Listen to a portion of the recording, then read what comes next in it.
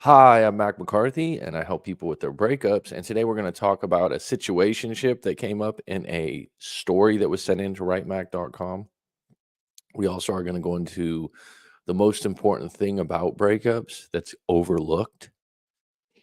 A lot of times people are just going into how do I beat no contact? How do I get my ex back? These are very big blanket umbrella topics that are not the questions to ask.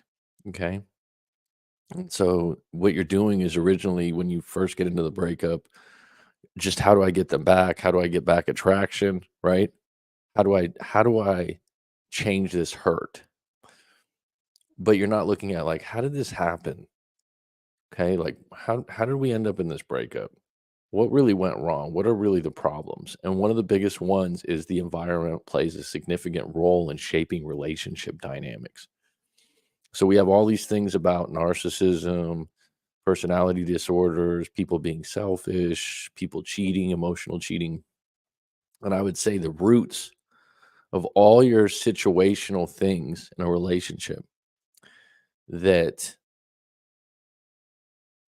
basically shapes the behavior of who you're with is the environments they're in. Now, is that something when you start dating that you're going to control? No. Okay. You just, if you're aware of it, like I'm going to make you aware of it right now, you can go with it and things won't be such a surprise.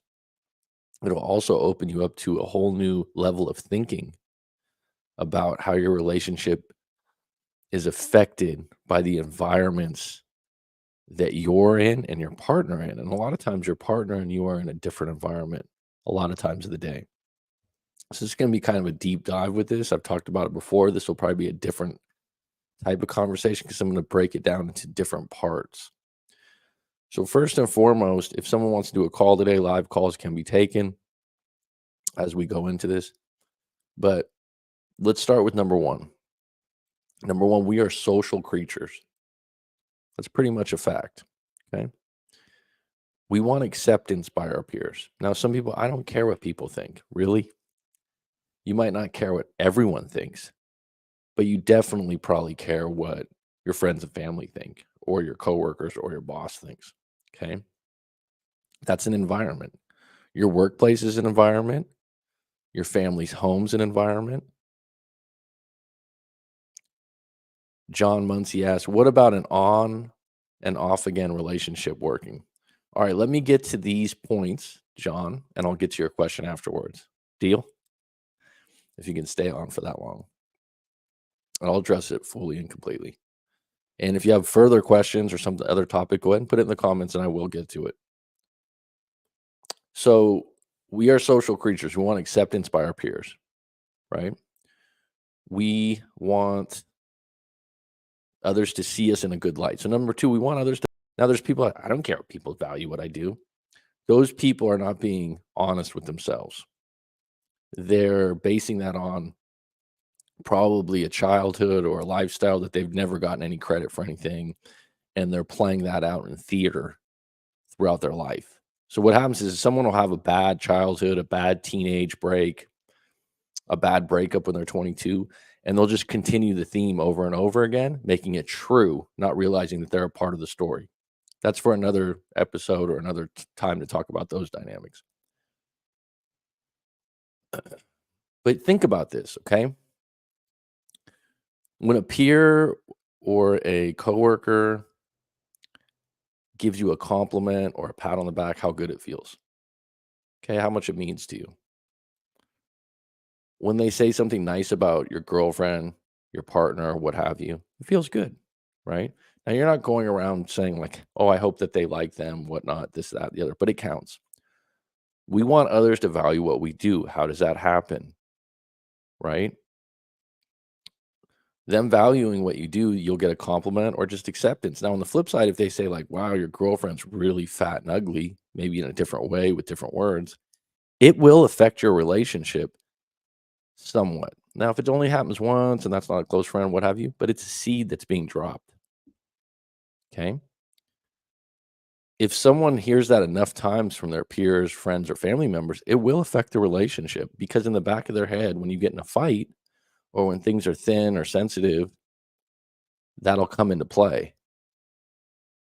Okay, so it all adds up. Number three, we want people in our circle to like who we are dating. Now, some people might say, "Oh, I don't care about that." As you're dating someone longer and longer, and with them officially longer and longer, you could literally go, "Well, my mom doesn't like her, my best friend doesn't like her," and you could say, "I'm still going to date her. We're still going to hook up." I get that. That doesn't mean that those views don't affect the relationship, and it especially comes into play. It especially comes into play down the road. Okay, so like in the beginning, and this is what's funny about relationships. In the beginning, all the little things that are a little trivial or like that kind of sucks. I don't like that. Oh yeah, the mom kind of doesn't like me. You think like, okay, it's not a big deal because we're hooking up, we're having good intimacy, we're having fun, so it's not a big deal. But then when you get 2, 3, 4 years down the road, that seed kind of grows and it gets worse. But it also adds gasoline to the fire when you have problems. So when things aren't going good and your mom hates me, it's just like, "Oh, throw a little more fuel on there." You see what I'm saying? Now, I'm not telling you to go look for a relationship where you're like, "Let me make sure everyone in their friends and family circle accept me and like me." That wouldn't be a very good way to go. But at least being at a neutral point or holding some similar values and some similar things makes the relationship smoother, more likely to last. Okay? And some people, there's no rule of thumb where everything's true all the time. This is just something that's highly overlooked. It's just really overlooked, right? And you don't think about like, let me see these environment things. So we want someone to fit into our group. And the interesting thing, if you have someone that's entering into your family circle and they don't fit in, they can either make an effort or they can fight it and be a jerk. So that can go two different ways. Number five, we want someone that shares our views on finances. Financial finances are a big deal. How you save money, how you spend money, and how you make money is going to affect your relationship. Unless someone's just, unless you both are just rich, right? You would hope so. You still would have different ways of valuing money. Number six, we share the same language, same foods. That seems obvious. Those opposites attract. I've dated many women outside of my culture, if you call it that. But when you have the same language and the same foods, it does help a little bit, right? Mastering your physical, cultural, economic, social does that match with your partner? Okay. So like I said, there'll be live calls taken today. You love Mex, good to hear from you. Um, let me just tell you let me just read this out and then I'm gonna get to John's question. But the environment plays a significant role in shaping relationship dynamics. This influence can manifest various forms. So we have cultural environment. Cultural norms are and values deeply impact how individuals, relationships, communicate, manage conflict. This is too convoluted to read. Bottom line is cultural environment is not just your race. Okay, it's deeper than that. I've talked about this before. There's surf culture. There's people that skateboard that are skating culture. They wear skate shoes. They wear certain clothes. They have certain ways of saying things. They're speaking English, but they're speaking in different words, right? There's there's a whole dynamic now in America of foodies, right? I'm a foodie. This isn't even a thing that 10 years ago no one would say that, right? I'm a foodie. That's a new word. That's a subculture of people that they identify with this umbrella that I like really good food to eat at restaurants. And correct me if I'm wrong, if I'm getting the foodie thing wrong. It's a subculture. People identify. I'm a foodie. I am, right? I'm a Niners fan. That's a subculture. Every time I see some guy with a 49ers sweatshirt or t-shirt, I'm like, Niners. I've been watching them since I was a little kid. That's a deep subculture for me. I go to a Niners game. I got my team with me. I got everyone in the stands that has a t-shirt on or a hat on, and we're all rooting for the Niners.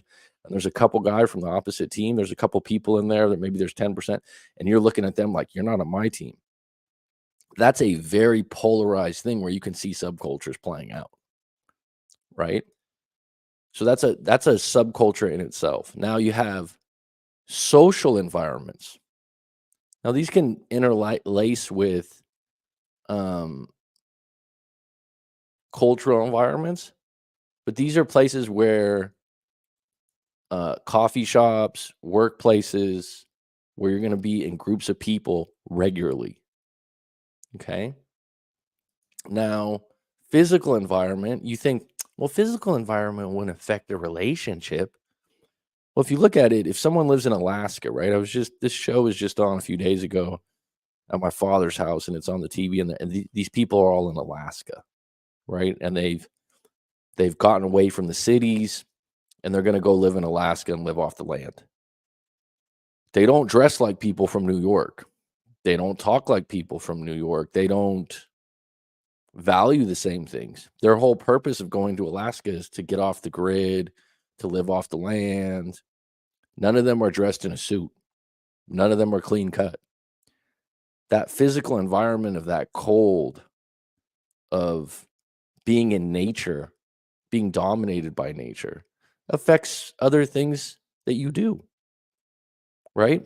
Someone over there is going to be wearing a lot of warm clothes. If someone shows up and they're wearing a Tommy Bahama shirt and some flip flops in Alaska, these people are going to be going, "Where are you from?" Now, they might allow them to enter their circle, but they're going to judge that person when they first jump into that, right? So your physical environment counts and your economic environment counts. Now, different cities, different states, different countries have economic environments. They value money differently, and money's more abundant in different places. For example, I lived in Thailand for years. Okay. So living there, one of the interesting things is people that make less money. So let's just say that someone makes $500 a month. There's plenty of accommodation and food prices that can accommodate people to make $500 a month and have their own apartment, can eat out. And someone's like, how is that? That's the structural of that economic environment. It's really hard to grasp because you're like, really? Yeah, you can get a studio apartment there in most parts of the country for $150 a month. It's just a room, but it's your own place. Okay. Someone enters into that, they're in a different economic environment. Okay. So all these environments can affect your relationship. Here's what's really interesting. So let's just break it down and simplify it. You have a work environment, you have a family and friends environment, you have where you live, like your neighborhood, and then whatever your like maybe your hobbies are. If you're in the chess club, that's a whole nother environment. Now, when you get with someone and you start dating and becoming official, how if their environments aren't the same as yours, are they at least congruent or comparable? If they're way off, there will be problems. Now, what happens big time, if you want to know what happens the most often, someone gets a new job or a new set of friends, or there's a friend from the past, a best friend that was living overseas for 10 years and now just came back. And it'll reshape that person's identity, actions, and behavior. And now the person you're dating all of a sudden is a different person. Instead of looking at no contact and how to get them back, look at where do the environments change? What am I missing here? What are the roots and seeds of this breakup? Are we congruent on our environments? Because our environments and how we seek significance and acceptance within those environments is really going to shape a lot of behavior. All right, John Muncie, if you're still on, what about an on again, off again relationship working? Well, bottom line is I would need to know more of the details of your relationship, but just like off the top of my head, on again, off again, does that mean that, for example, you're making up to break up? So when you're on again, off again, are you breaking up? And let me see here.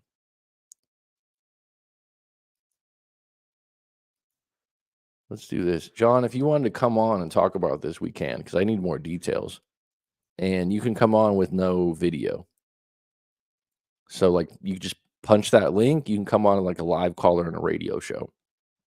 All right. Now, bottom line is on again, off again. It's not ideal, right? What are the circumstances? Why is it on again, off again? Is it having the same problem over and over again? And is it makeup to breakup? Makeup to breakup's a really fun relationship when you make up.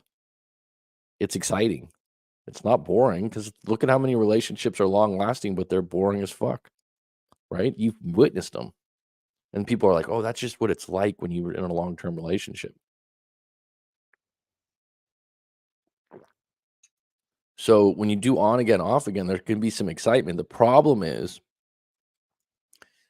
people go on again, off again. This is what we do, right? You do it for a year, you do it for 2 years, and then someone goes, yeah, I don't want to play anymore.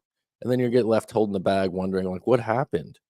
Well, it was inevitable that if someone's doing on again, off again, it could be timing in their life. In other words, like they really like you, they're attracted to you, they have feelings, but their finances and their family, or they got a kid, they got some other kind of outside circumstance that's not congruent with the relationship that keeps affecting it. And so they keep breaking up. You're not number one either. Number two could just be that that's how they do relationships. That if they're in a relationship, the way they negotiate when they don't get their way is, I'm going to break up with you. I'll never talk to you again. It's highly immature. Um, it's gun to the head negotiations, but a lot of people do it. If you continue to do that, then the relationship gets grooved in as a pattern and a habit where you just don't even know it, but subconsciously you're like, oh, this is how we do relationships. We're going to make up, we're going to get back together. You get comfortable with it. So if an on again, off again relationship is going to work, you have to, this is how you simplify it. What's the problem? What's the problem that keeps coming up for us to break up on again, off again? If it's different times, you're just not compatible. If it's the same problem, such as, I don't know, John's a fucking crack addict and he can't get off the crack, and his girlfriend's an enabler and she's trying to save him, but at the same time, she knows that he's never going to get off it and he keeps stealing from his friends and stuff like that, right? Well, then that's just going to continue until old John quits crack, right? So, what's the problem and is it fixable?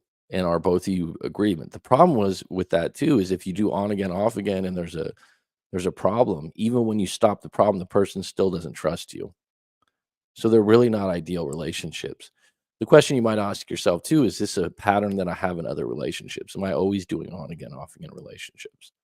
Is this a part of who I am? Why am I accepting this as a regular thing?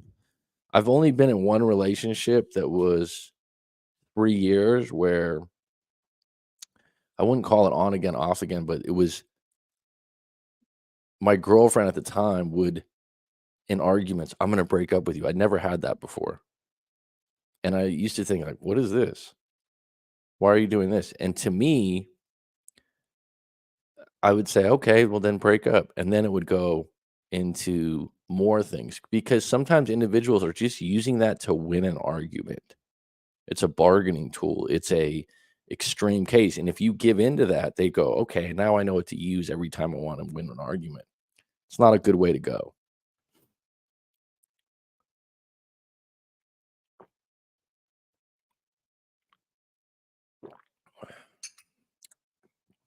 Does that answer your question, John? If you're still on deck? Now, I do have a story that came into writemac.com. And if you have a story you want to send in, send it in.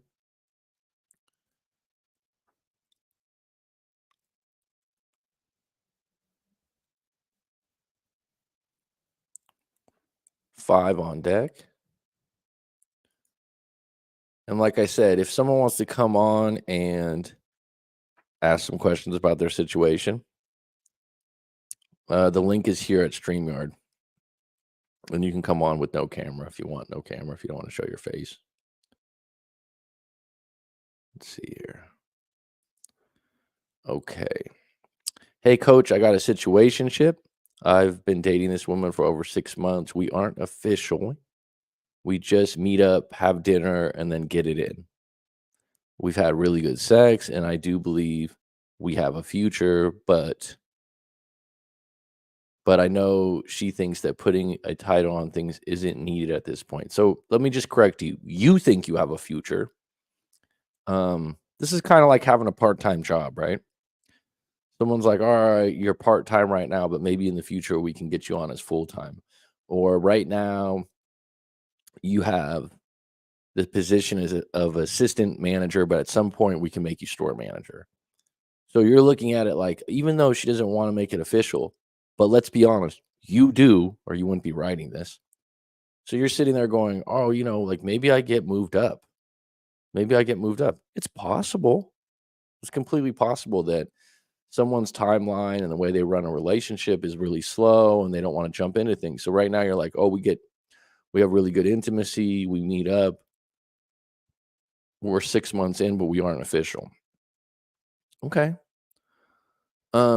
The idea that she thinks that putting a title on things isn't needed at this point means she's ruling the relationship. So you're like, no, no, we really get along well. She's deciding that we don't want to put a title on this relationship. I'm okay with that, but I also don't want her out there hoeing around. All right, so then that's where emotional intelligence is involved, and your judgment of the individual as a human being and their character issues. Are they loyal? Do they keep their word? Are they conservative? On the flip side, is she someone that goes out and gets drunk on the weekends and doesn't remember things? What are some characteristics of someone that would be hoeing around, right? So the idea that you don't want that would be the extreme case. I mean, you knowing her and spending time with her over 6 months, you would know if she even would be the type to be that way. I mean, I don't think she's that type of girl, but I know what she does most of the week. We just spend Friday nights together and then we hang out Saturday for breakfast and a movie. Then I go home. Sounds like you guys have created a routine. Send a cute text or two. Excuse me. We hang out Saturday for breakfast and a movie. Then I go home and send a cute text or two. Then Saturday night, she always is busy with work or extended family, which I still haven't met the extended family. All right. It sounds like it's extremely comfortable. It sounds like you got just Friday night. I would say that this has been going on for 6 months. What's your timetable? You're writing this, so it seems like you're starting to get uncomfortable with this. But there's people out there that are like, this is just what they would want. You know what I mean? There's some people out there, man or women, that are like, it'd be great to have a relationship one night a week. You got to ask yourself, if she doesn't have a problem with this right now and it's grooving right in, and you guys have this routine where it's like, oh, we do breakfast, we do a movie, but it doesn't move anywhere from there. That's completely fine, but it's not fine if you have inclinations for a promotion, right? Because let's look at it like that. Let's say someone has control of your job, right? And you're doing all the work that they want, getting paid a certain salary, and in this case, getting a certain amount of their time. Why would she move you up? Would be my question if it's never been brought up. I think she's holding back a bit because she really likes me. She told me that too. She's 8 years older than me. I'm 23 and she's 31. Well, thanks for the age thing a little later in the post. I don't mind the age gap. I don't mind the age gap either, but it depends on your actual age when there's an age gap. So let me break that down. For example, if you were 33 and she was 41, it would be different. It wouldn't be highly recommended because women have menopause too. So you're looking at some years that there's going to be some issues that come up a lot faster. Can you do this? Yeah. But the age gap, I think, can be a problem from a 23 to 31 in this case, with the woman being older. She actually has really helped me grow up. Well, that's a good thing. My current issue is that she got a new job at a law firm. Well, if she's got a job at a law firm, I don't work at law firms. I don't know a lot about, all the ins and outs, but it's heavy hours usually. New job, you have to prove yourself. I mean, is she working with divorce lawyers? That would make a different environment. Also, she's going to probably have less time, and whoever you met prior to working at this law firm, if she wasn't in this space or in this environment before, she will change For the better or the worse, that's for you to decide. She's been acting different this last month. That's what I'm talking about. She stopped meeting up on Friday night 3 weeks in a row, and now she's even been really short with me on text, which she already was, but she used to leave me some sweet emojis or kiss kiss type stuff, none of that. All right, so things are shifting, and this could be the case that you're the back of the bus right now. She's got a new job that takes more of her time, and let's face it, if you were only meeting once a week, it's not a big fall off. Have you even addressed the fact that, I would ask you, have you confronted her? Hey, it's been 3 weeks. What's going on? Give her the opportunity to explain what's going on rather than try to assume. Seek to understand, not to be understood. I want to confront her on it, but we aren't officially together. And I think if I say something, I might just be her way out. It might just be her way out. Well, you're going to have to confront her on it in a way that she gets to explain herself. So right now it's like, hey, we haven't met the last few Fridays. What's going on? Are you all right? That's an open-ended question that allows her to explain it. If she's just like, yeah, I'm fine. I've just been busy. I'll get back to you later. That's at least an answer. But let's face it, for 6 months, you haven't been a high priority. You've been 1 day a week. Okay.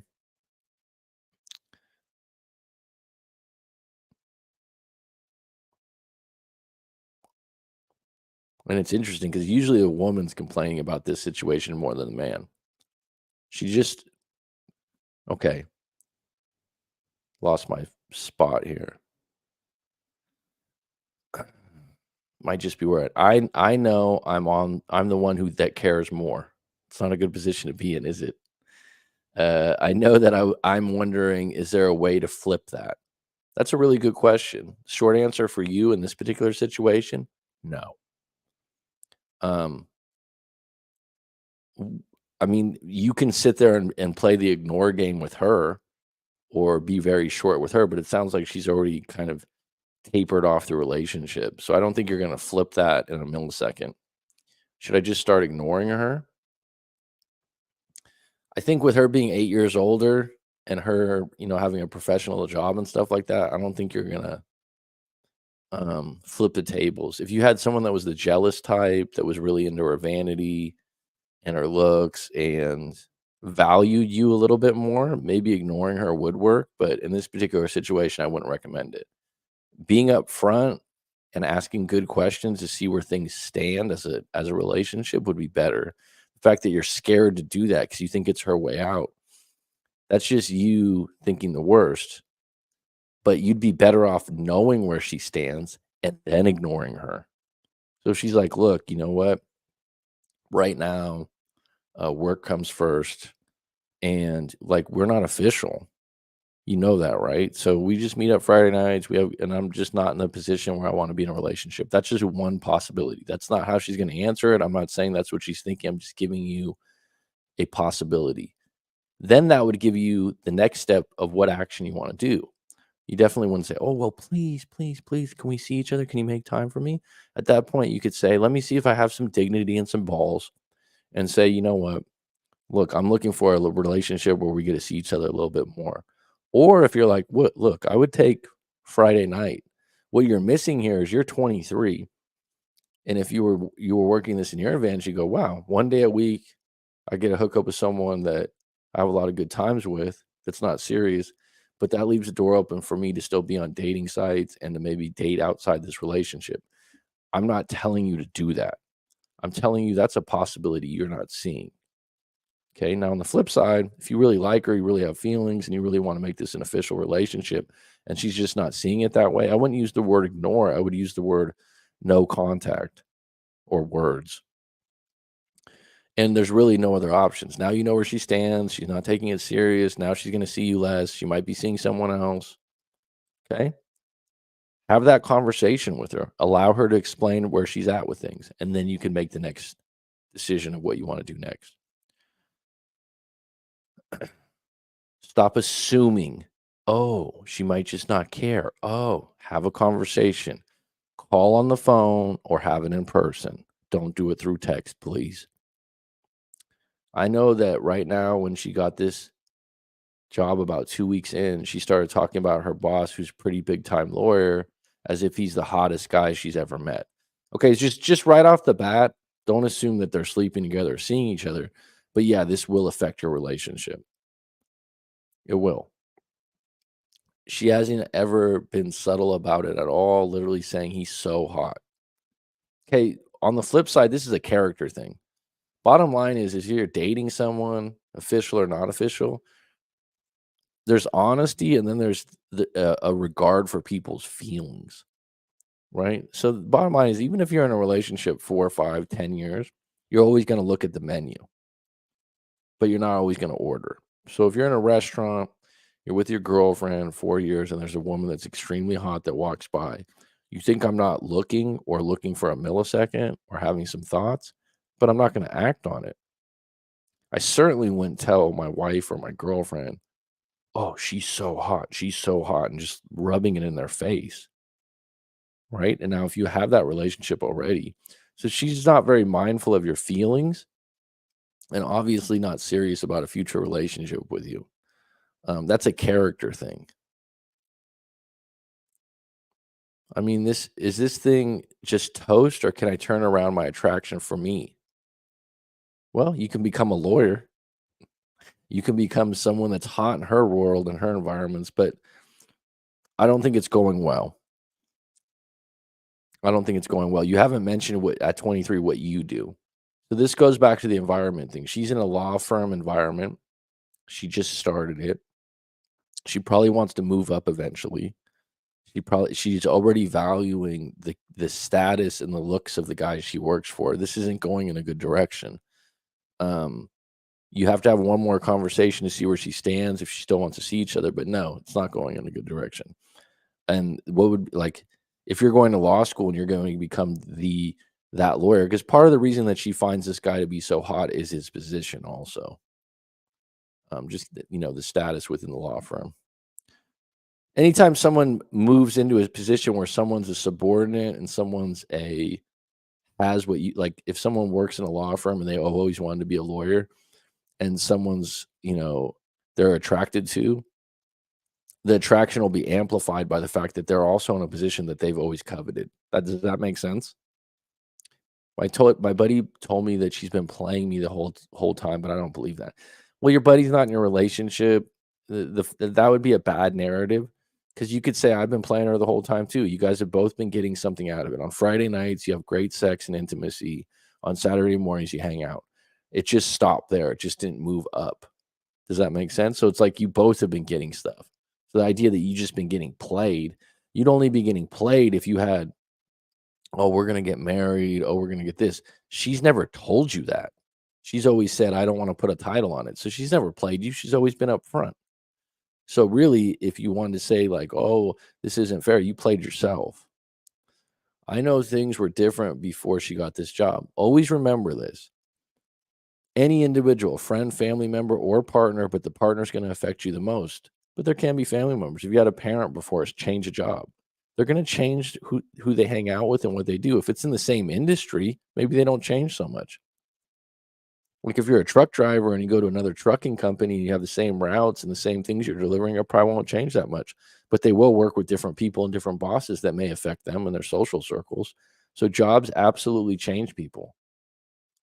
Does that mean that people are fake or no? It means we're social creatures, and that's a big deal.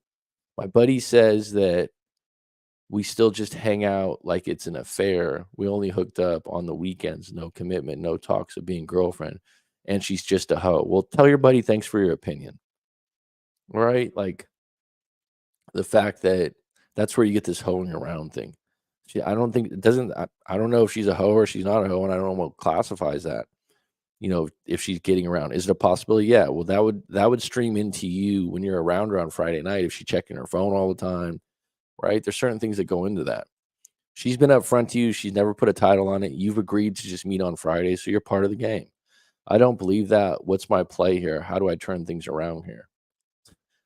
Well, like I said, become a lawyer in a day would be one. Um, this is one of those things. It was never how things start or how they end. A lot of times, like a lot of times, if you look at your relationship when you break up, You saw that problem in the beginning, you just disregarded it, and that problem grew, grew, grew, and you got more and more resentment, right? And so right now you're like, "Oh, this is kind of a problem." Even if she was like, "You know what? I want to be official right now and this, that, and the other," which she's not. There's no play here that you turn it all around in a day or a night. You could go watch 100 more YouTube videos and find an answer to that. Happens all the time now. This is one of the biggest things. Oh, there's all this information. There's all these things.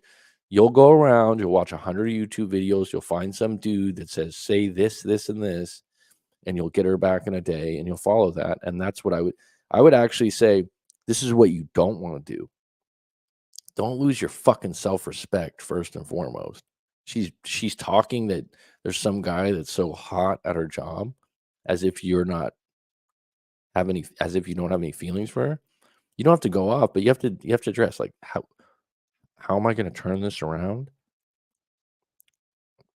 Here, stop trying.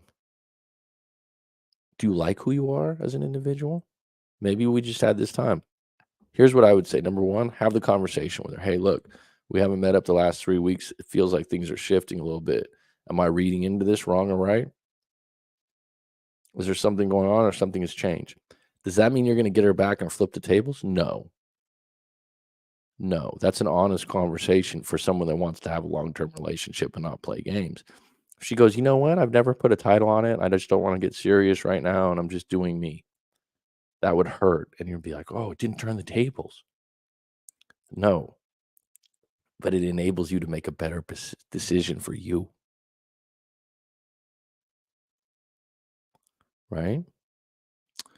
No worries, Miguel.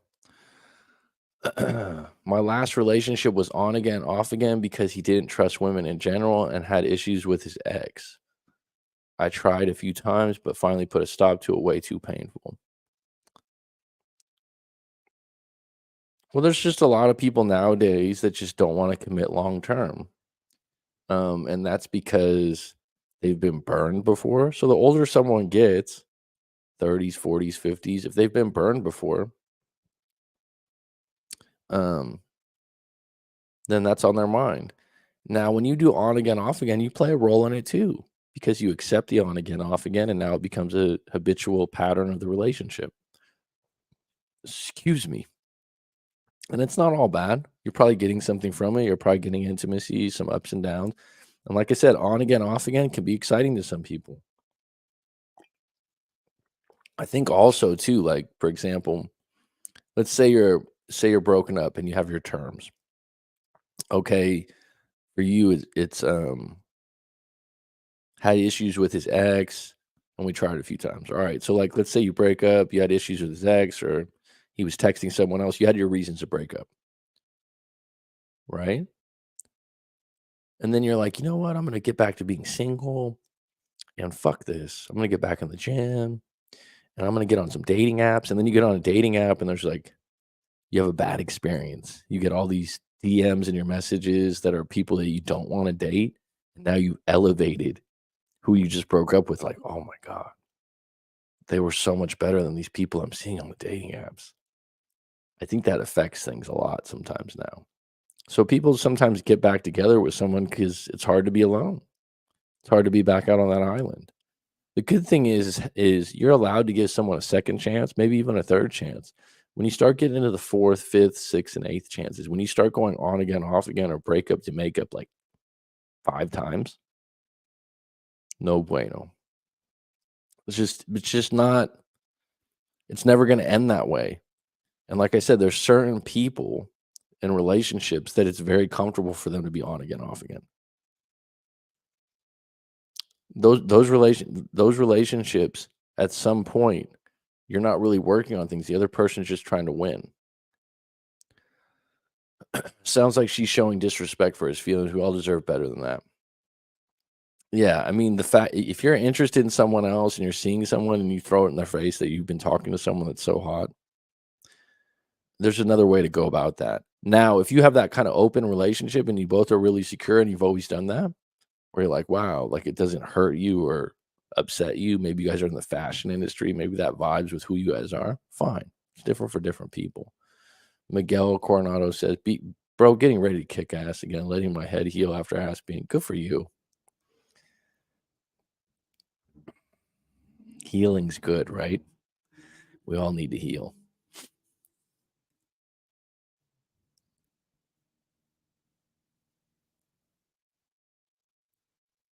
So, yes, I did allow it to happen. I really thought we could work it out. I realized he wasn't going to change. I hate being alone, but it's better than feeling like I'm on a roller coaster. Well, some people like roller coasters, right? Hey, listen, it's not the movies. Jess, how are you? It's not the movies, right? Everything doesn't work out. Everything's not happily ever after. I mean, one of the biggest things now doing what I do is like you watch the movies, it's so jaded. It's so jaded.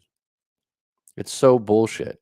Whenever you watch a movie, no one's single and alone for more than 2 weeks. They always meet the neighbor or their best friend's friend. It all works out. Even though they're in a relationship that didn't work, they meet people like that. They get into a new relationship like that, right? It's just like think about how movies portray sex. You never see someone put on a condom. You never see any awkward thing. It just like flows perfectly. There's no like, "Hey, wait a minute." There's none of that. And so a lot of times if you're watching movies and TV, you're like, "Oh, it should be this. Oh, it should be so great." It's really hard if you start a relationship, just like if you started a job and got trained. Maybe that's a bad word to use. And you got familiar with that job. You worked at a bookstore, you learned all their ins and outs, you got comfortable there, and they're like, "Hey, we're gonna have to let you go." And you're like, "Wow, I kind of like that job." But what you like more than anything is you know how to do all those things. I got a client, I've known him for years, and he's a really good dude. Really good dude. Very smart, very intelligent, ton of potential to do big things in the future. He's in his early 20s. And he works at a fast food restaurant. I'm not putting him down because I think, and he also works at a retail outlet. Okay. I worked retail from 16 to 24. Is that something I'm super proud of? No. But on the flip side, it's built my character in the way that I help people and work with different people, different ages, no judgments. And retail for anyone out there can be anything that you're customer service based, right? It could be a lot of times you just think about stores, department stores, but it can be more than that.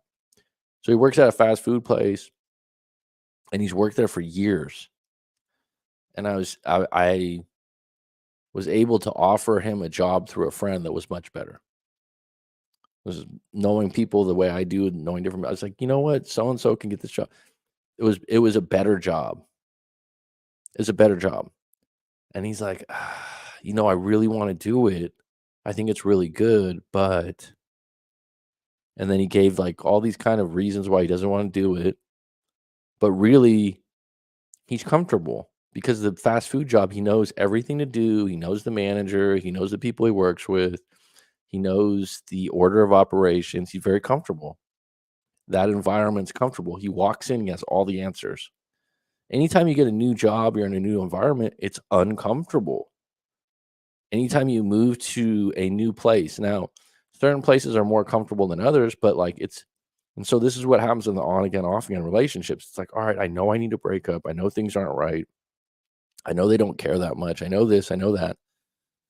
But then you go on the dating apps, then you go on a couple dates and you're like, wow, this person's way better than the person I just went on the date with. Wow, being home alone on Friday night with no one to talk to about my day. Maybe we can get back together. And what's bad is if that other person isn't as interested as you are and they take you back, but they take you back with the regard of like, well, I'm going to rule the relationship the way I want to rule. I can tell it means less to me than it does to you. And that's tough. That's tough. It's really tough. It's tough to be in a position where you leave a relationship that you know is not going to get better, is hurting you, is hurting you. And whether that's self hurt or their hurt or whatever you want to call it or your interpretation, and then dealing with the idea like, all right, I'm going to have to leave some space to meet someone new that's equal or better than this person. And it might actually take a long time. That's the part that sucks because it's not the movies where I just met my neighbor. I'll never forget that movie, or that series, You. You, and this guy's like, he's a murderer, he worked in a bookstore, all these other things. But, like, every time he breaks up, it's like, oh, he's got a neighbor that's highly attractive or semi-attractive that likes him, and they hook up. It just doesn't work that simple sometimes. And you can be in the best shape of your life, you can be in a really good place. I have a couple clients like that. They're in great places in their life, they're in good shape, they're good-looking people, they understand attraction dynamics, and they're single, and they're getting antsy. It's kinda like going without a job for a little while. It's like it's uncomfortable. It's like, "Oh, I haven't had a job in 4 months. I've been applying to a lot of jobs." It's frustrating. But really, if you wanna get the job you wanna get, you might have to hold out.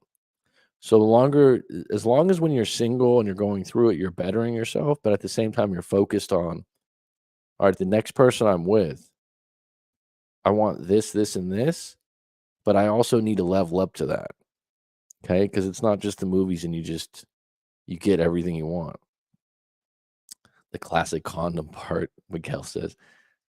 Amazing how much you can change in 2 years, coach. Thank you for helping. Well, thank you for saying thank you, Miguel. Miguel's been a client of mine for years. We actually did once a week coaching for a long time, and it's been really good. Very true. Thank you, Lori Morales. Thanks, Morales. Mrs. Morales or Miss Morales, excuse me.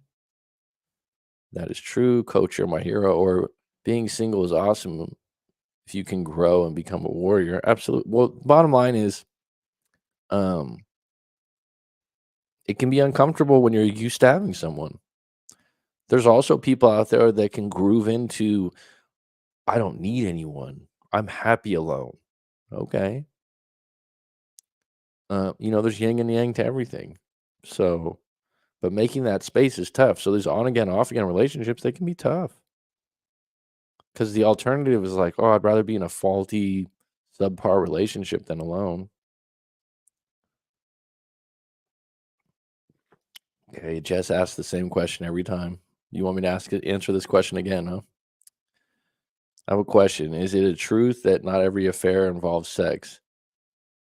Are still affair, or do people need to have sex for affair or cheat to happen? And can people have an affair or cheat on someone without having? Well, that's up to you to decide. So some people outside would be like, "Oh, no, it has to be this." It's up to you to decide what's emotional cheating and what's cheating to you. If you're in a relationship, you make your own rules. So there's a lot, "Oh, relationships are this. Oh, love is this." What is it to you? It's not that you're asking questions. You can ask questions, Jess. You're asking the same question. You ask the same question in my comments. You ask the same question in the live stream. I've answered the question, and then you ask the same question again. It's repetitive, and I'll give you the same answer. You decide what's. This is the thing. Like, you can follow someone's playbook and say, "Oh, this is what cheating is," because someone told you that. Emotional cheating, which involves no sex, right? You'd have to create that spectrum of what's wrong or right for you. You asking me to decide that would just be me imposing what my things are. So to me personally, which doesn't mean that this is the law or the rule, um, I personally feel like if someone's gonna cheat or have an affair, for it to be official in my book and my definitions of those words, then I would say there have to be penetration. There would have to be physical interaction of intimacy, kissing, whatever. We'll just call it intimacy. Okay. That's from me. You don't need to feel stupid for asking. But the other thing that you're saying is called emotional cheating, where someone texts someone or they talk together behind their backs. And that's a totally different thing. That kind of thing is not cut and dry by one action. It's decided by you. I want to be single. I want to be single for 3 years minimum, maybe four. Just a lot of work I need to do on myself. Well, uh in the process of that, Miguel, if you meet some woman by chance that really knocks your socks off, well, then you're in a good position. Allow yourself to be surprised. You don't need to put that boundary up like, oh, I'm not going to. Maybe you meet someone in the process. Being comfortable with being single at this point in your life is totally fine. I feel, which means Lori feels, which means this is her rules and morals, which is totally fine. Um, I did that specifically for you, throwing the Coach Corey line because I know how much you like Corey Wayne. Knock your socks off. Um, you don't have to be sorry, Jess. There's no reason to be sorry here. I feel it's cheating if they were texting or sexting with someone not cool.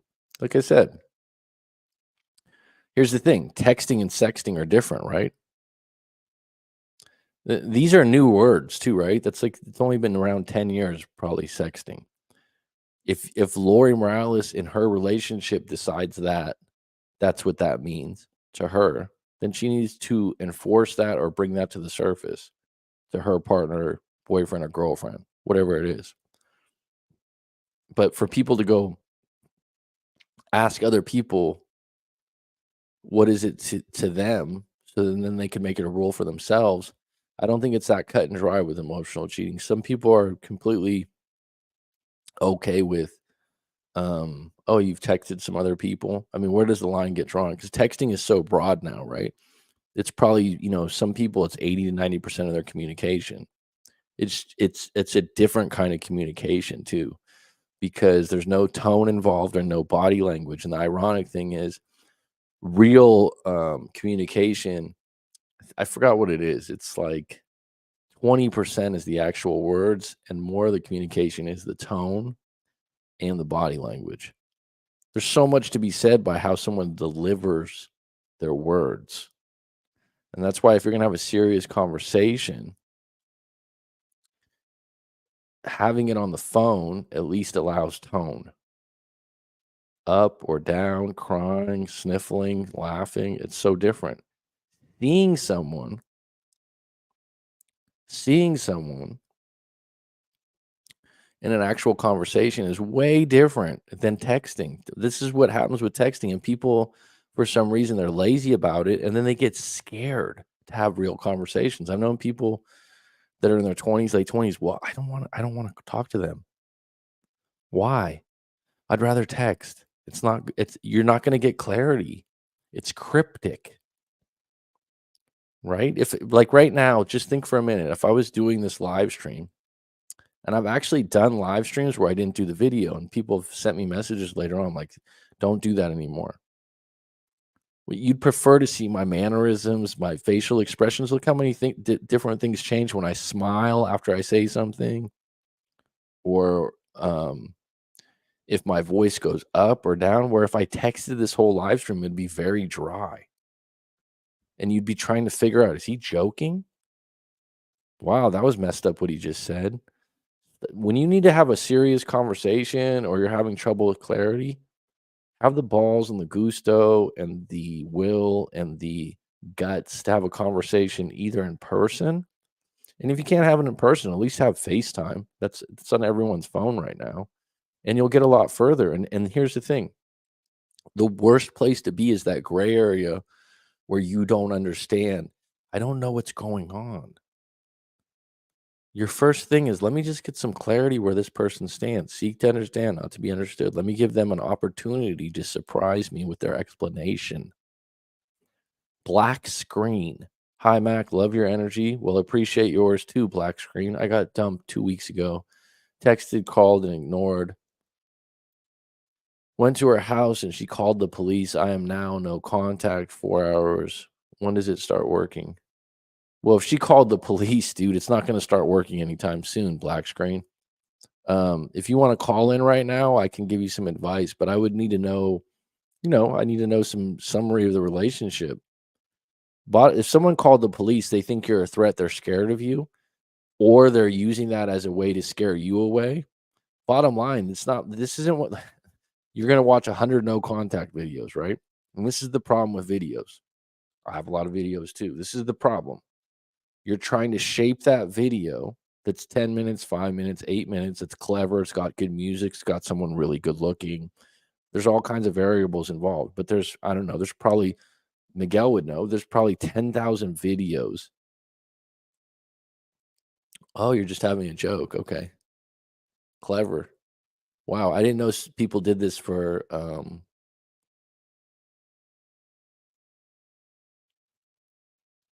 so are you really in a breakup? Or are you just going around to breakup channels playing games? What does that say about you? I think it's funny, but at the same time, you got a lot of time on your hands, dude. Ha, ha, ha, ha, ha. What's the purpose of calling yourself black screen? I'm just curious. Uh,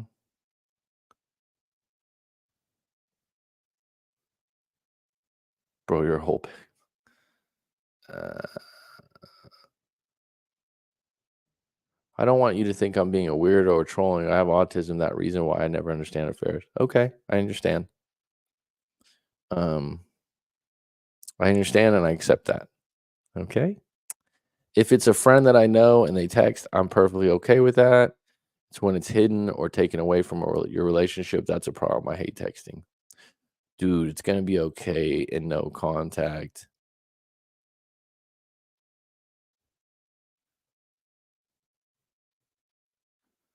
Here you go.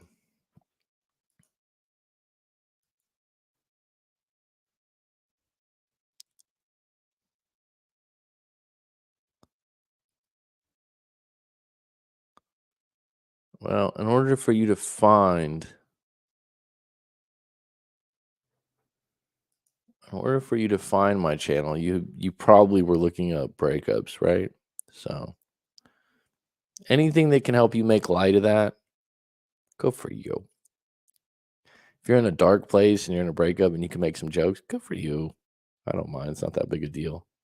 Miguel's calling you a pig. That's a bit extreme, but um, I just put the link down here if you want to discuss your actual breakup or your actual issues, and you can call in and be live if you want to be brave. But that is like there are people that definitely send those kind of messages. Well, the police called, but I'm still showing up there. So I'm not upset by it. It's kind of funny. And what's even funnier about that is I remember years back, you know, when I was in high school, walking in after school, and they used to have like the Dr. Phil show. If anyone knows who Dr. Phil is, and he would have these couples on, and they would be breaking up, and they'd be having issues. And I think like Jerry Springer did the same thing. Uh, and it would seem so obvious because and usually the guy would be so extreme in the breakup and what they were doing.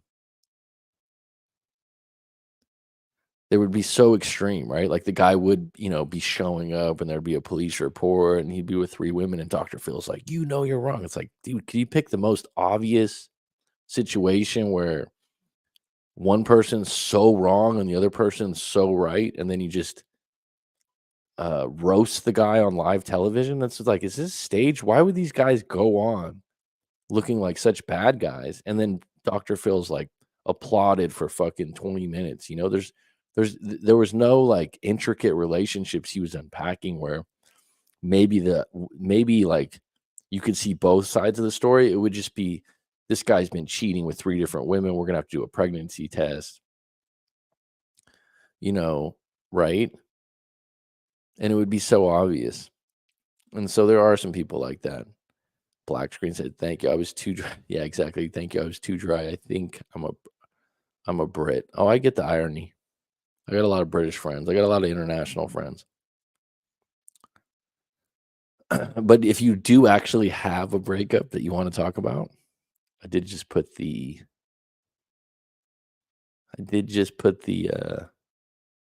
StreamYard link up. Oh, there he is. And Miguel's coming on stage, huh? You want in, huh, Miguel? We can put you on. Do you want the camera on? You're live, dude. Oh, what's up? How are you? I'm good. Dude, sorry for missing your call earlier. I just was like, I don't know, I didn't get a call. Did you call me on Instagram? No.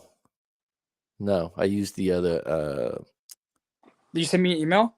no. Let's talk about your stuff right now though. Let's see what Yeah. So like right now I feel a lot better since the last time I talked to you. Cause like let me like quick update to anyone like in the chat. Like I got like jumped on like Saturday, like outside a bar. So like I got like my head hit a little bit. So like I've just been recovering from that. feeling better. Yeah, dude, like yesterday and the day before I felt like a little sluggish, but like today's the first day I feel good. So Let's dig into this a little bit because not everyone's been jumped in their life. How many people? So like it was like me, like four people against me, and like it was like five people in total, but the other guy like went with this other person. What's your feeling when you were on the ground getting kicked? You told me, right? Yeah, like I'm not gonna lie, like, I felt powerless. Powerless. I was about to say paralyzed. Powerless. Like it felt like it was a really weird situation because I've never been in a situation like that. And when you got up, did it feel surreal? Like I'm okay. Yeah, bro. I thought like I like broke my. I thought I was gonna have like a broken face or like be bleeding, but luckily enough, like when I was on the ground, I just covered myself up like this with both my hands and like curled up in a ball. Like the only thing that was exposed is the back of the head. So that's the only bad thing. I got kicked in the back of the head. What's it make you think afterwards that I'm not going to get in fights anymore on the street? It makes me think like, yeah, like it made me be like, I'm really lucky because like my friend's uncle. Okay, so my friend told me this story and I just remembered it after. He was a Golden Gloves boxer and he like fought against like five people and after he got beat, he like lost like I was gonna say retarded, but that's not politically correct. But he lost like his brain. I don't know, like he became like stupid. Oh, really? Yeah, Oh, like just had brain damage for the rest of his life. yeah, like after that he was never the same again. So I was just like, That's the I'm very kind of lucky. story that you're like, okay, I won't do that again. Some stories are stick with you. No, but like it was just like really like eye opening. I don't know why, but it was really scary. And then I was also thinking about like how much has changed in the past 2 years, like since working with you and stuff. Like it's just really incredible, like how like I used to do those weekly sessions with you for like a year or like a little bit over. I think like a year and like a couple months. I just Hmm. incredible to see like all the changes. Mm. So like And what's crazy is when you're in that situation because you don't really have a situation with your ex anymore, not but really. you Like I have bigger problems now, like my head. have bigger problems now. That's funny, huh? Yeah, because It's like like when she you was think the when you're biggest broken problem up, that's the before. biggest problem in the world that you'll never get over. I remember actually, you know what's interesting because that was 2 years ago, Mhm. is that this would be interesting that now that you're pretty much over it, right? Yeah, Right? Like you're okay. I would say like now, yeah, because like, dude, I remember like so long being like, when am I gonna get over I this? remember you saying that. Suffering. I remember you saying like, dude, I'll never get over this. Like, what do you think? Let me ask you this. Now it's 2 years later. What do you think like was a turning point, or do you think it was just gradual stages, or do you think now it just happened?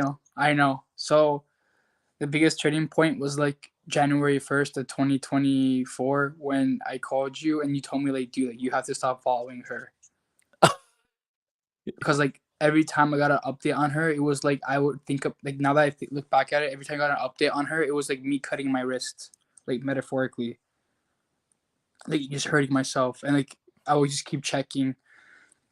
And that So just kept the breakup alive or the feelings alive, huh? yeah, because To like I just kept thinking that it meant something that she would see my stories and she would like follow me and like 6 months before, like remember when I met up with her again, she's like, I still love you and all this stuff. So I thought it meant something, but it really didn't. So after it flipped after you officially blocked all Instagram from her. yeah, as I unfollowed her from everything, like Venmo. It's a I would big see like deal.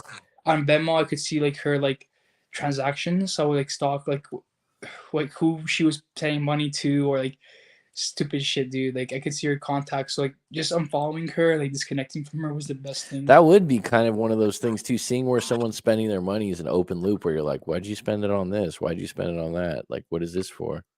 Yeah, exactly. Like it was just really like really like what I was doing, like stalking her interactions. Like I would see Oh, like I would see like she would pay her like hairstylist and like her nails person. Like I know their names because I would stalk her so much, like via like Venmo or via Instagram. And I know she would stalk me too, but like it's just not healthy for the both of us, you know. It's very common now that having access to each other's whether it's right or wrong. Like you technically aren't supposed to have access to seeing the Venmo or whatever, right? Like that, but people have that way more than you think.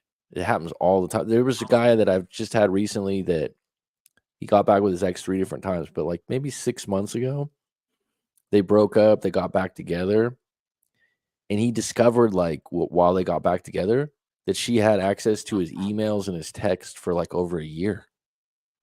So Yeah, I think everything he was texting me or emailing me, because we're talking about the breakup, we're talking about, different things. She knew everything. So I finally said to him, I said, "How'd you find out?" He goes, "I just was like, there's no way you can know all this." yeah, like when I met up with her again, there was things that she like knew about me that it sounded like she like had some access to something. I never found out what it was, but there were just some things I was like, how does she know about this? She probably knew your password to some text or some, I don't know. It's very common now But it because doesn't matter anymore. people will tell me, they'll go, I've had access for a long time, or vice versa. And so when that happens and someone can see all your texts, they know everything that's going on. There's I mean, it's probably 50 or 60% of couples are doing that with each other. That's very common. But this guy was like, he was saying some messed up things. He was bitter and stuff. And so she would like call him afterwards and say things like he said it just didn't add up, but she was doing it for a year, for a whole year. But why did she not get Everything. back with him? They did get back together and then they broke up again. How soon after? Like 3 months? 3 months. And it was one of those things like the problem didn't get fixed. In their particular case, the woman had personality disorders. Like she had some issues, which like that's different for different people, but he thought maybe that her going to a therapist and doing the work and like him paying for that would help, and it just never happened. And so they broke up again over similar reasons. And so Yeah. that's what happens a lot of times is you're going to break up over the same reasons Yeah. And most to of go the back time. to your question, like what else helped me with the turning point was I guess just like letting go of like knowing that took me a long time, and also like letting go of like because I remember we came down to it was just like my ego. Like I just wanted to be the one that was like I ended it, you know, like I couldn't accept for the longest time that she left me, you know. I just couldn't because like she was so like all like drooling all over me like a dog when they see food, like you know, for like I don't know, like I It's had a to get hard fall, out. bro. It's a hard if you're the one Yeah, that rules the relationship and your girlfriend worshipped you, maybe that's a strong word, but looked just up to yeah, you looked up to me. and It's like yeah, like she looked looked up up to to me a you lot. and loved you and complimented you a lot, like, "Oh, you look so great, you're so this," and then all of a sudden that falls off a cliff, you're like, "Is any of it true?" It's hard. Exactly, like it just my ego couldn't take it for the longest time, but I had to just learn that like she actually left, you know, which was totally valid for what happened, you know. It is, but well, it is valid in the sense well, whatever someone's reasons are for breaking up are valid to them, and sometimes people can't deal Yeah. with that. They're like, "I would never do that," I just wish I like got that like one more time because like, you talk to me with other clients, they get back with them or like something, they see them again, they're like you know, like or like oh now I know. I wish I just had that moment, but I guess I guess I did have that moment because I just let it go. Well, you Like still got a lot of life left. So maybe in 3 years or 4 years or 5 years, you're a young man, dude. Like you might be surprised. Sometimes exes pop up in yeah. a five Oh, year, I did want six to ask year. you this. Like, I had like a dream about her like recently, which is weird. Like, Oh, why? okay. Dreams are good. like, Dreams are a big like we don't realize about dreams. I didn't realize this when I was young. It's your manifestation. So like it's like your spirit, your soul, whatever you want to call it, is creating that story, and it's trying to send you some kind of metaphorical message. Like it means something. But your dream's going to be unique to you, even though when you're like, what does this mean? Your mind created that. I didn't tell you how to dream.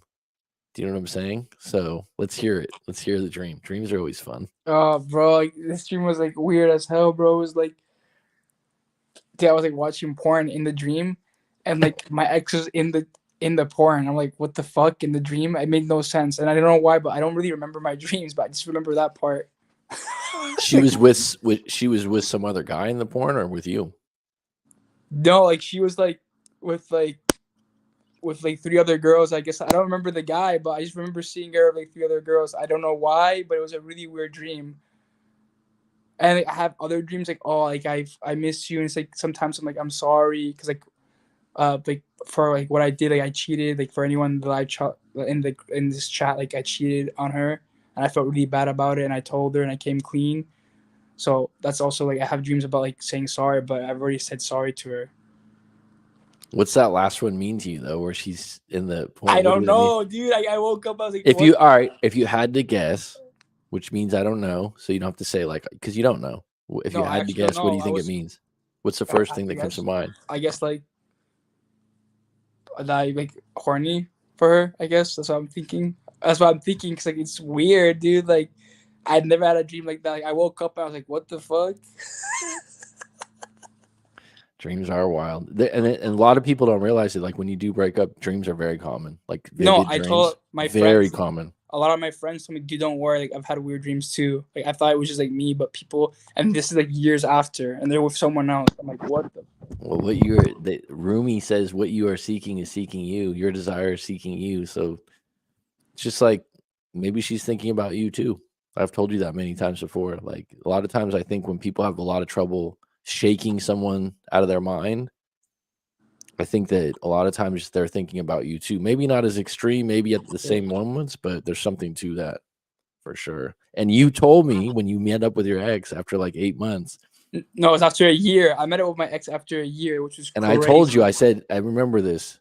So I remember this. I said, she's thinking about you too. And you're like, I don't think so. Because everyone always does that. I don't think she's thinking Yeah. about me. She hasn't called me. And then when you met up, she was like, I think about you all the time. Oh, yeah, that's true. Like, that's why I thought we were gonna meet up again, bro. But we have not. We've been in no contact for a year, so like, it's never. It's yeah. Well, never say never. That going back to what the title of this or the thing is, it's an environment thing, right? So like if you're gonna meet up or see each other again, it's I gonna hope be she never due finds to this an video. environment. So I hope she never finds this video to know about my dream. Well, it's not that No, bad. I'm kidding. It's She won't not. find it. But what I was gonna say was what else helped a lot, guys, is like if you have friends that I don't know why I had this issue, but I had friends kept giving me updates without me asking. It On the was the social most media. annoying thing ever. Like I remember like my friend told me like, oh, like she's a boyfriend, or look at this post. I'd be like, dude, like, I don't need to see that. You know, like you just like Fucked up friend, I tell people. I had yeah. I had a friend when I had a breakup years back, and he was like, "Do you want to know?" And he saw her at a like some girl he was talking to. They went to a dinner party, and he's like, "Yeah, she's." And I was like, "I don't want to know." And he's like, "Oh, she was drunk. She was a mess." But that's not as bad as when you can look it up online.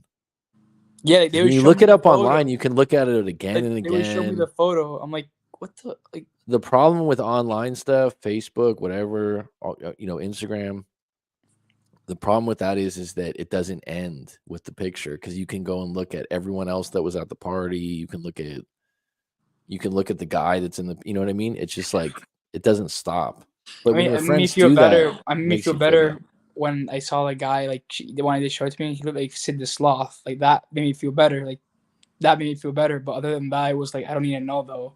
He said the guy was a sloth. No, like I saw him. I was like, that guy was like a Sid the Sloth. Like his face, like all like all fucked up like a sloth. So like I felt better in that sense. But like other than that, like I didn't feel like I just didn't need to know because it gives you updates and like what you said is very true. Like it's just an open loop and you wonder about it. You know. For It's just not sure, healthy. dude. You'll I keep every time you see her picture or see some kind of update and you don't get all the information, your mind goes, "All right, let me figure this out." yeah. And you're not going to figure it out. And if you're a negative person, it could be worse. Like if you're in a bad place, you're like, "Oh, I know they're." But it was funny, like how right you were. Because I remember you would tell me something and what happened. I've been doing this a long time. Yeah, Yeah, the dream thing is very common. I know. I hope she dreams about me too. Well, now you'll never know because you guys are blocked. But like I said, maybe you run into each other. Like it's interesting thing about breakups, people can resurface. People can Yeah, no, resurface I'm with happy for her. Like that also, like I realized like I was over it when I was like I'm happy for her. I wish her the best. Like, I'm actually happy she's a boyfriend. Like, I'm not like angry. Like before, like the first year, I was really angry, like at myself, like really remorseful. Like that was a big thing that we had to deal with, my remorse for what I did. I was really upset about a lot of things, and I'm actually like happy for her. Like I want her to be happy. Like she deserved. Like just I just want her to be happy. Like before, it would be like I don't know why, but a part of me was like I want like some sort of vengeance. I don't know why. I was like, how dare you leave me, like shit like that. But like now I'm just happy for her, and I want her to be Well, flourishing. people, you always got to remember, people want you to feel what they feel, and so if you got your feelings hurt or you feel rejected, there's a part of you that wants that to be on them. Yeah. That's a real thing. It's like, oh, just like you get hit in the face, you want to hit someone in the face. Yeah, You're a exactly. boxer. Like exactly. Not my place to preach here. Mac is the man. I'm just chatting. You can preach about whatever you want. It's an open Yeah, forum. like Max helped me a lot. Like he's made me a real McCarthyan, and the McCarthy army is growing. 10K soon. I count. I look at your page like every day. I see it's almost I'm, 10K. well, thanks for chiming in and thanks for coming on. I'll definitely have you on a live stream again, dude. We'll talk Yeah, about some other definitely. things. When Thanks, yeah, bro. I appreciate you. We'll be in contact tomorrow, I think. Yeah. We'll get a session. I set the session the schedule, but I was confused. It said you said on Instagram you called me, or were you expecting me to call? I'm sorry. It said you called me. No, I was checking in with you. I was checking in with you, but I didn't call earlier. I was just Uh, messing with you. okay, so next time. Okay, tomorrow we'll meet up and. Yep, So, I got you. Frank, I got you. You're dialed in, bro. You're locked in for tomorrow at yeah, and we'll do a 1 o'clock. hypnosis tomorrow because I have time back home in DC. We'll do a hypnosis. Like I have some goals, and I'm like We'll ready to kill definitely this do a year. hypnosis. Anyone out there that doesn't know I do hypnosis, that's something else we do. And Yeah, Miguel's, it's outside of a breakup, it's helped you a lot, right? yeah. So like originally, guys, like I reached out to Coach Mac for like breakup coaching, which is something that I never would have thought that I would do. Like I'm laughing about it now because like I would never imagine like I would do something like that. But this is how I was like really heartbroken after my breakup.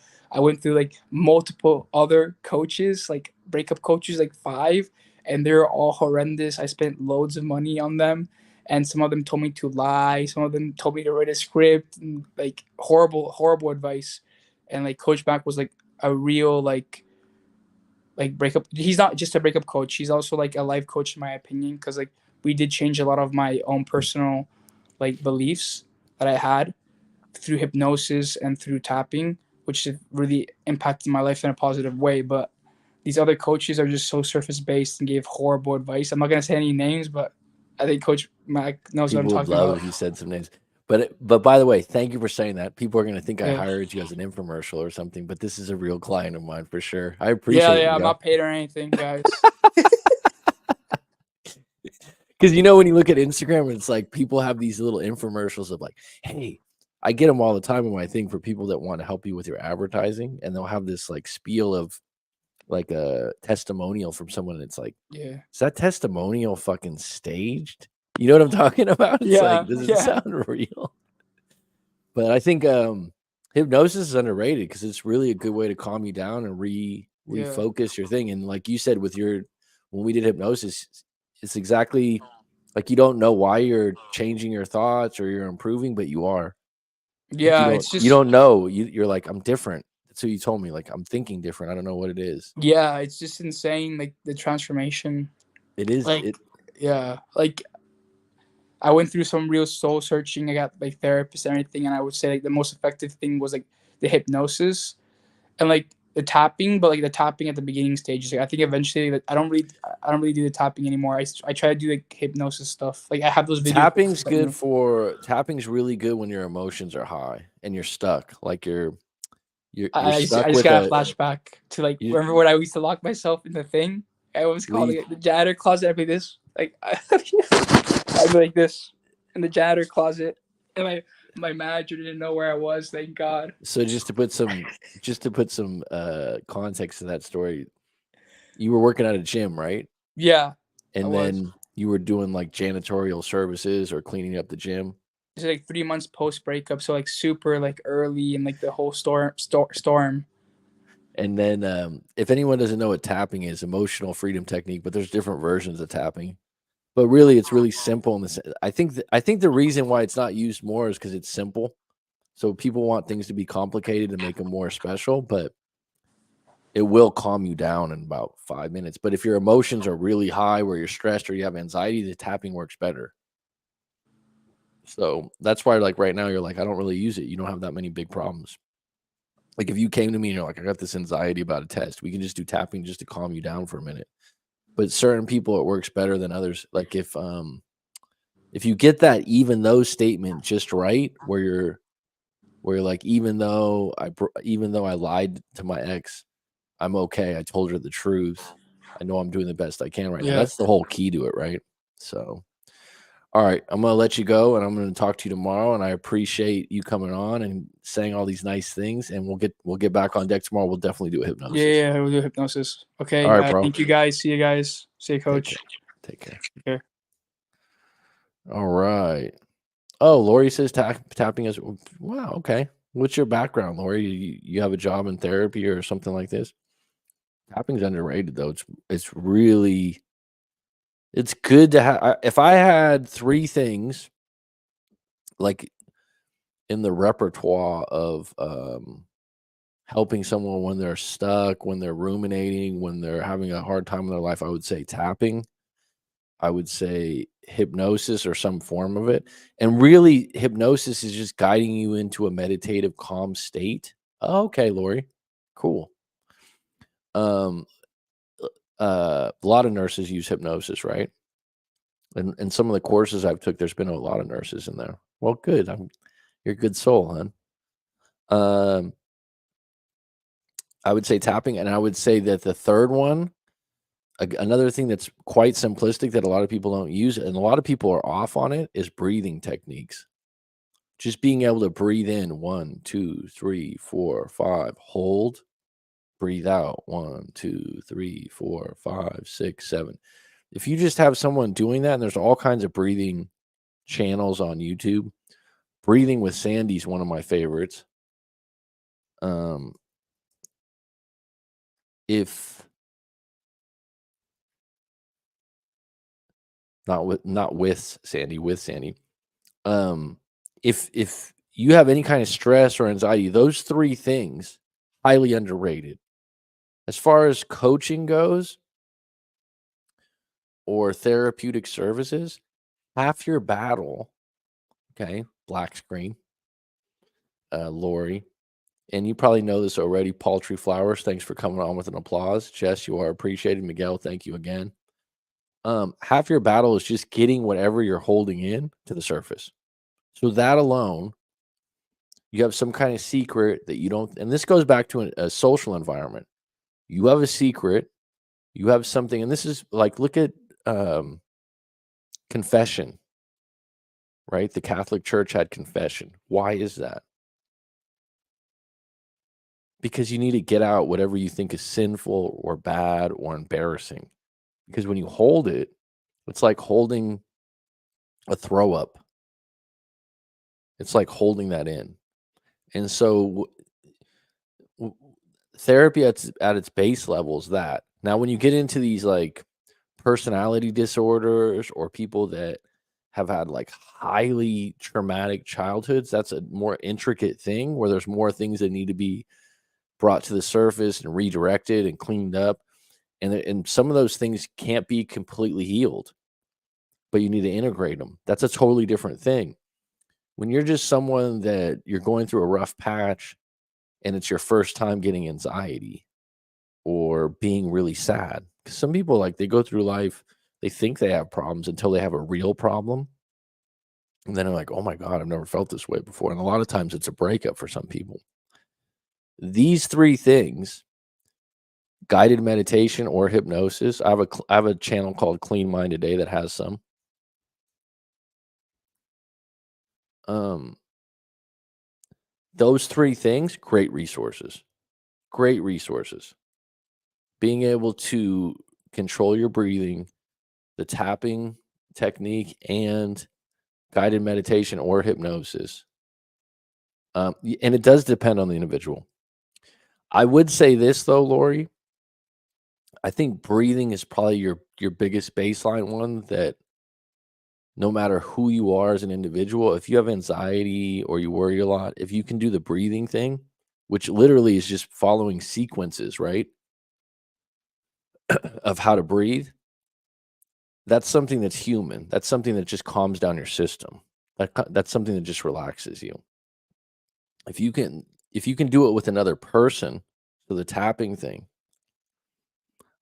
if you can do it with another person, the tapping, or even in a group of breathing where you sync breathing with someone else, you're just amplifying it, right? How long have you been a nurse, Lori, if I may ask? Um, and I've had people on here before where we do the tapping on the screen, and some people are like, "Oh, what is this?" It's like I said, it's too simplistic to understand. I've had people where they come to me for a breakup, and I'm like, "Let's do a hypnosis at the end," and they're like, "Wow, you should charge a lot more for that. That was like an epic experience. It's like a lucid dream." And like Lori said, people are different. Some people experience different things. The bottom line is, when you get anxiety, when you get worried, you just need to calm down. Then you make a better decision also. What happens is people go on Instagram or they watch 10,000 videos, they call their friends, and they just get more and more amped up, worried, upset, afraid, scared, and they're making it worse rather than better. Well, congratulations, 25 years? You're doing a lot of good things if you did 25 years as a nurse. You've earned your spot in heaven, right? Good for you, hon.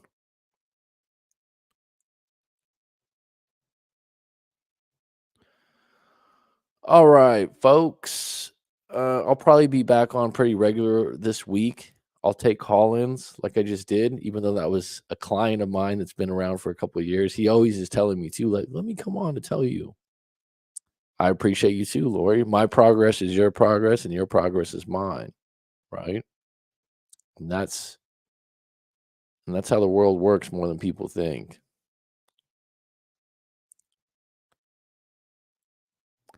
And black screen, if you're still on, I appreciate the British humor, mate. Cheers. Like I said, I've had quite a few UKers, and a couple of my really good friends actually living abroad for years are from the UK. So I understand the humor. Homer, Homer. But over the years, I've actually had multiple people from Ireland, and I don't know if it's because of McCarthy. Love that accent. Awesome, mate. You're a top soul helping folks. Well, I appreciate that, black screen.